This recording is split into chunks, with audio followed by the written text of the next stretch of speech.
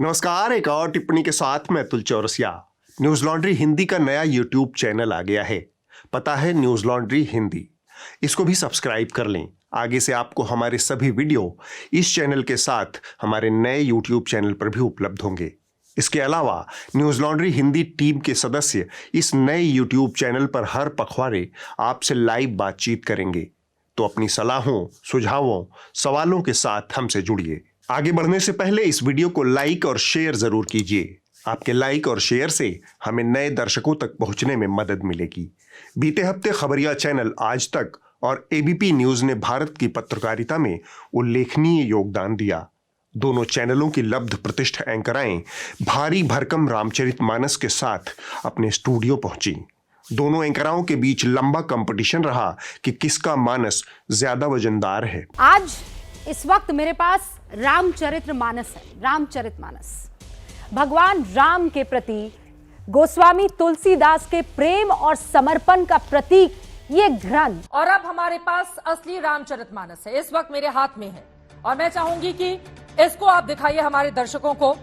तुलसीदास जी द्वारा रचित श्री रामचरितमानस का यह विशिष्ट संस्करण है। और इसके भीतर क्या है, आखिर मंत्री महोदय की ओर से झूठ क्यों बोला गया, इसके बारे में अपने दर्शकों को जल्दी से दे देते हैं जानकारी। रामचरितमानस पर तगड़े कंपटीशन के बाद चित्रा जी ने बिहार की शिक्षा व्यवस्था की बदहाली पर एक पूरा शो किया।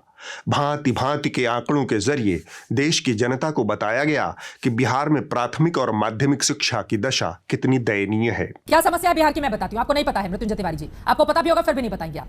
बिहार में शिक्षा का सच देखिए, स्कूलों में 1.25 लाख शिक्षकों का पद खाली है।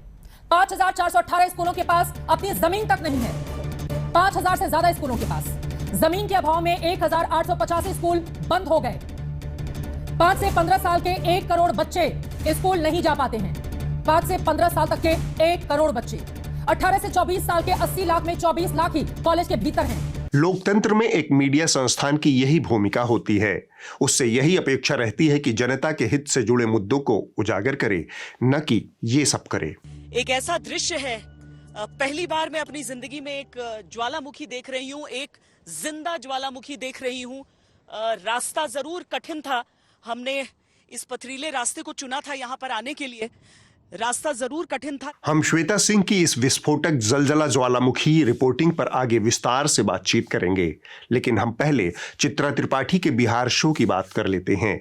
चित्रा त्रिपाठी के इस जनहितकारी शो में बस 2 छोटी छोटी कमियां रह गई।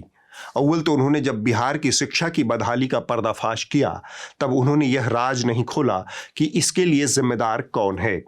अगर आप जिम्मेदारी तय नहीं करेंगी तो जवाबदेही तय नहीं हो पाएगी, और जवाबदेही तय नहीं होगी तो हालात जस के तस बने रहेंगे, ढाक के 3 पात। तो हम बता देते हैं, साल 2005 से भारतीय जनता पार्टी बिहार में सत्ता की बराबर की भागीदार रही। महज 5 महीने पहले भाजपा बिहार की सत्ता से बेदखल हुई है। एक बार फिर नीतीश कुमार ने यू टर्न लिया है। एक बार फिर सावन के महीने में बिहार में सत्ता परिवर्तन हुआ है। एक बार फिर नीतीश कुमार और बीजेपी के रिश्ते टूट गए हैं। बिहार में शिक्षा बदहाल है तो इसके लिए नीतीश कुमार के साथ साथ भारतीय जनता पार्टी का भी यथाउचित योगदान है। चित्रा त्रिपाठी के शो में दूसरी कमी यह रही कि उन्होंने सिर्फ बिहार की बात की। लगे हाथ उन्हें देश के दूसरे सूबों की शिक्षा व्यवस्था की दशा दुर्दशा का भी मुआयना कर लेना चाहिए था, ताकि संतुलन बना रहे।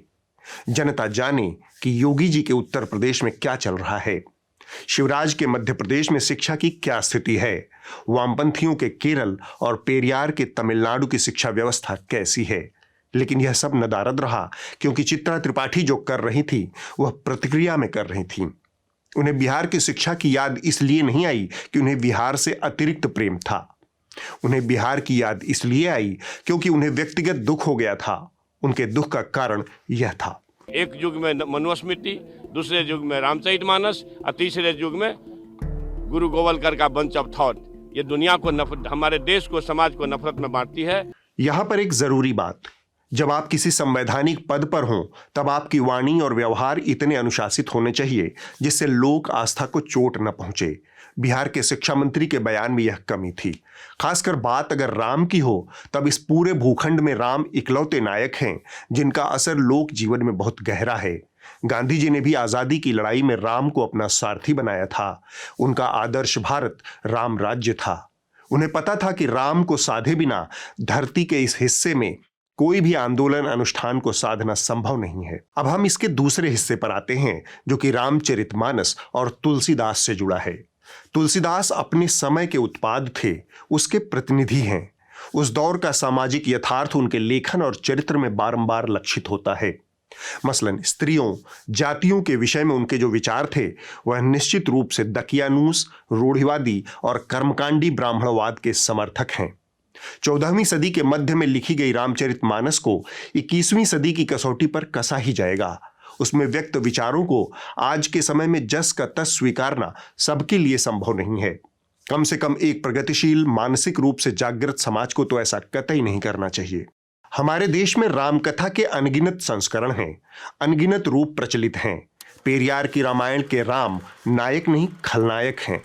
स्वयं तुलसीदास की रामचरितमानस जिस वाल्मीकि रामायण से प्रेरित है, वहां बहुत सी घटनाएं और संदर्भ एकदम अलग हैं। हिंदी के साहित्यिक हलकों में कहा जाता है कि तुलसीदास फोटोशॉप तकनीक का सबसे प्रारंभिक संस्करण थे। उन्होंने वाल्मीकि रामायण के अनेक प्रकरणों को अपने मन मुताबिक बदल दिया, चाहे वह सीता की अग्नि परीक्षा हो, सीता का वनवास हो या फिर राम की आत्महत्या का प्रकरण हो। तुलसीदास ने रामकथा को रोचक और लोक भाषा में लिखकर सबके लिए, खासकर निम्न जातियों, किसानों, श्रमिक वर्गों के लिए सुलभ बनाया। उसके पहले यह सिर्फ संस्कृत में उपलब्ध थी और इसके श्रवण परायण का अधिकार उच्च जातियों के शिक्षित लोगों तक सीमित था। अनजाने ही तुलसीदास एक क्रांति का जरिया भी बन रहे थे। वो संस्कृत की बजाय लोक भाषा में रामकथा लिखकर लोगों तक पहुंचा रहे थे। इसके चलते उन्हें तब के ब्राह्मणों ने खूब सताया। पहले वो अयोध्या गए, वहां नहीं टिक पाए तो बनारस आ गए। यहां भी पंडो पुरोहितों ने नाक में दम कर दिया। बड़ी मुश्किल से 80 घाट पर खूंटा गड़ा। क्रुद्ध होकर तुलसीदास ने लिखा है, मांग के खैबों मसीत में सोइबों, लेबै को एक न देबै को दो। यानी मांग के खा लूंगा, मस्जिद में सो जाऊंगा, लेकिन न तो किसी से मेरा लेना होगा न देना होगा। लेकिन खबरिया चैनलों ने बिहार के शिक्षा मंत्री के बयान के आधार पर तुलसीदास और रामचरितमानस को जिस तरीके से प्रस्तुत किया वह बेहद भोंडा, अज्ञान भरा और खतरनाक है। बिहार के शिक्षा मंत्री को रामचरितमानस में नफरत दिखती है। शिक्षा मंत्री के मानस ज्ञान पर मचा घमासान। नीतीश के मंत्री के बयान पर धर्मगुरु भी अब नाराज है। मंत्री के मानस ज्ञान से नीतीश कुमार अनजान कैसे? बवाल के बाद भी बयान पर कायम है मंत्री। इन एंकराओं ने तुलसीदास को मनुष्य से देवता बनाने की कोशिश की और रामचरितमानस को रामकथा से धर्म ग्रंथ बनाने की। रामचरितमानस एक कवि की रचना है जिसमें बहुत खूबसूरत तरीके से राम का जीवन चरित्र वर्णित है। यह कोई दैवीय रचना नहीं है। तुलसीदास जिस दौर में रामचरितमानस लिख रहे थे, उसी दौर में कई अन्य कवि भी रामकथा को अपने अपने तरीकों से लिख रहे थे। रामानंद, अग्रदास, केशवदास, नरहरिदास, नाभादास, ईश्वरदास आदि तमाम कवियों ने 14वीं से लेकर 16वीं सदी के बीच रामकथा लिखी है। रामानंद ने रामार्चन पद्धति, राम रक्षा स्तोत्र, अग्रदास ने रामाष्टयाम, राम भजन मंजरी लिखी, केशवदास ने रामचंद्रिका लिखी। तुलसीदास भी इन्हीं में शामिल थे। ये सारे अच्छे कवि थे, साधारण मनुष्य थे। सब अपने समय की चाल में बहते हुए रामकथा लिख रहे थे, घर घर पहुंचा रहे थे। लेकिन बाकियों के हिस्से में तुलसीदास जैसी लोकप्रियता नहीं आई। बस इतना सा अंतर है।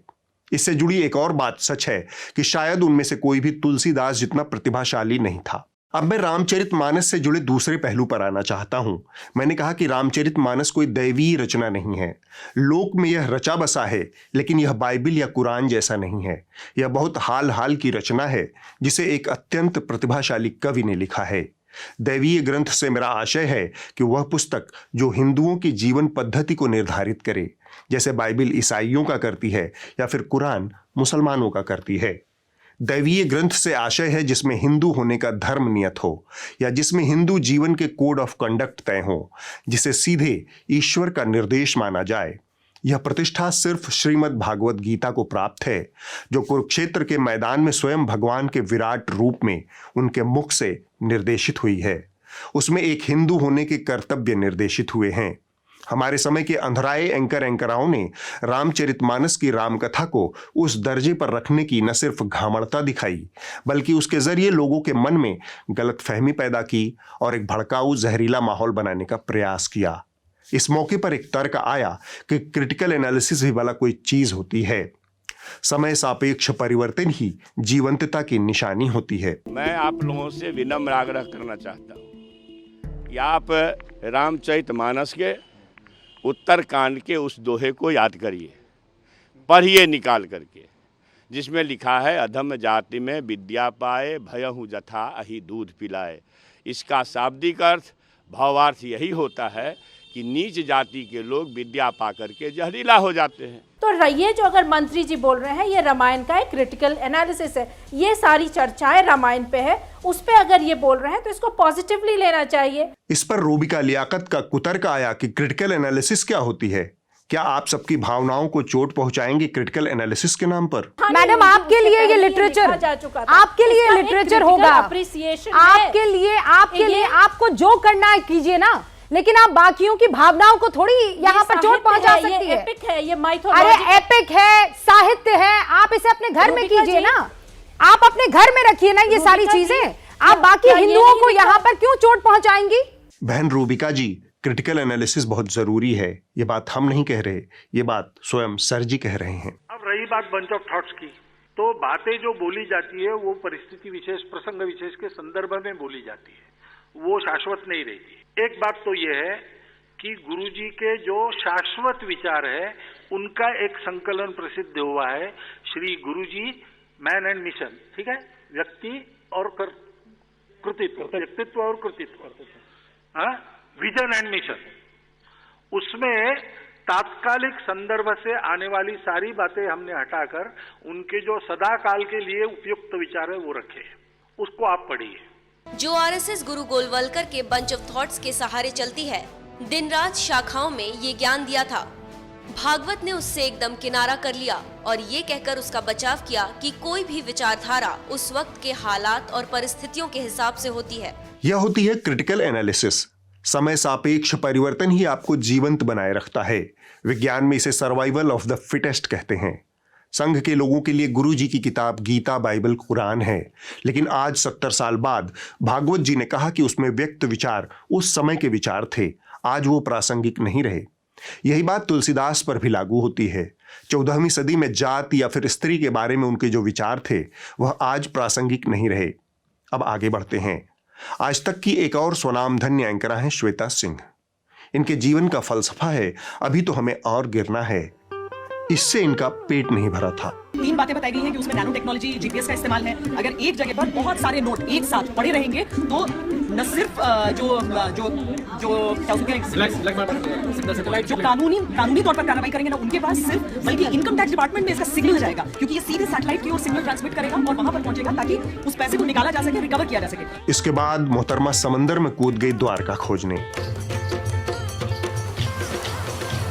वो अब तक अदृश्य रहा, अनदेखा रहा, पर हम दिखाएंगे वो जगह। इनका मन तब भी नहीं भरा, इसलिए इस बार ये ज्वालामुखी के मुख से रिपोर्टिंग कर रही हैं।